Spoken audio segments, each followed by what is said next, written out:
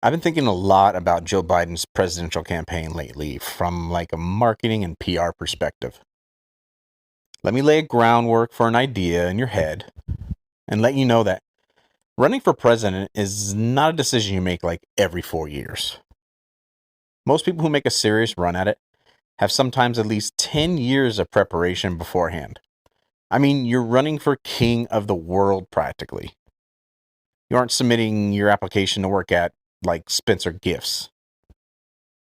So, seeing a piece of data recently from the nationally recognized Pew Research Center revealing that baby boomers will only represent 28% of the vote in 2020, and more progressive Gen X, millennials, and even some Gen Z, which some PR and advertising megalists are calling Zoomers, so Gen X, millennials, and Zoomers will hold the dominant voting numbers for the first time in a few decades. See the research down in the comments below. So a whopping 73% of voters in the 2020 election will have grown up listening to Metallica or hip hop, grew up with the experience, of early adult life, or growing up as, a kid with the internet. We didn't grow up calling non-white people coloreds. We all have an LGBT friend, and it's not even the interesting thing about them to us. We think that women are going to do what they're going to do with their bodies. And there's nothing on Nick at Night for us to watch. Even 40-year-olds would fall asleep watching Adult Swim at this point. I mean, Joe Biden came from the team that threw the dopest rock star campaign and re-election campaign to get Barack Obama elected to the presidency of the United States. I mean, do any of you guys remember that? Hope and Change, the Obama poster made by Shepard Fairey. That poster is as renowned as the Nike swoosh, for fuck's sake. Now This News was born from that time. Upworthy, I mean, do you guys remember Upworthy? It's a shell of what it once was, but Upworthy was the feel-good viral marketing machine that kept pumping out policy-related viral content and hyper-curating third-party supporting media daily to coalesce alongside with the Obama campaign narrative.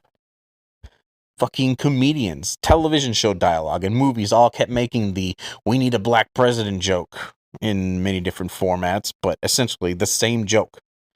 The news media and entertainment industry in general was like Rembrandt carving the need for and filling in Barack as the answer for that need. It was like electing Jesus to be president. Now, in the age of firms like Cambridge Analytica and the likes, campaign donors dropping fat stacks on Biden coming from that cutting edge election team, him having the name recognition, being part of the most beautiful and groundbreaking presidential campaign since Kennedy, and this guy comes swinging at the job for president of the world with a campaign of no malarkey. This is not a joke. A large majority of Biden's presidential election campaign was under the slogan of no malarkey. What the fuck? Presidential campaigns since the beginning of the Industrial Revolution all had the understanding that you need a big idea to wrap up your entire campaign into a simple but powerful message. Unless your dad can pay off a Florida judge, but that's another podcast.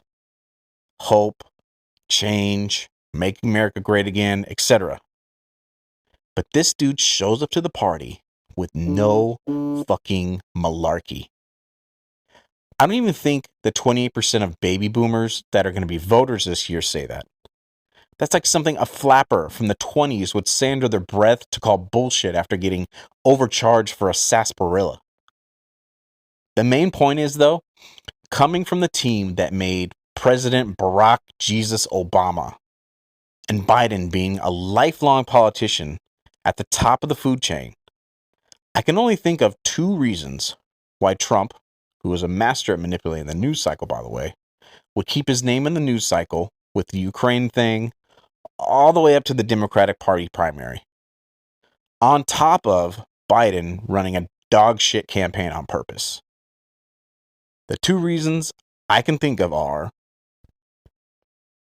it's a fixed fight, A, They want to keep out Bernie, who would be an actual contender against Trump one-on-one, and Biden is running a limp-wristed campaign against Trump on purpose.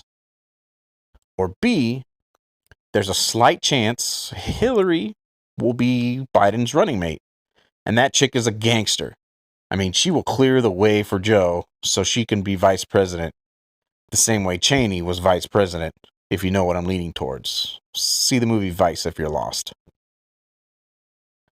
I want to say also that I'm not biased in any way what side wins. I am a proud, registered independent.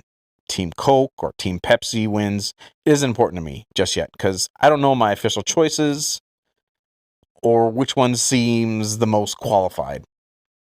But what makes great presidents is knowing that they could lose the job in 4 years. So they better bust their ass to win the vote again. Considering the evidence, this is starting to look fixed.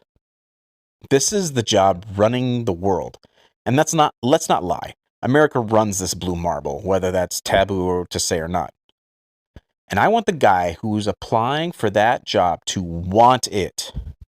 Not play some elitist rigged game of musical chairs to keep the people already in power on top. The data available, the effort, and Biden being on the top of the food chain as a lifelong politician who knows how the cutthroat game is actually played almost has me convinced Biden was boxed in as the Democratic choice and will throw the fight as a no contest candidate. And no one does that shit for free. And that's no malarkey.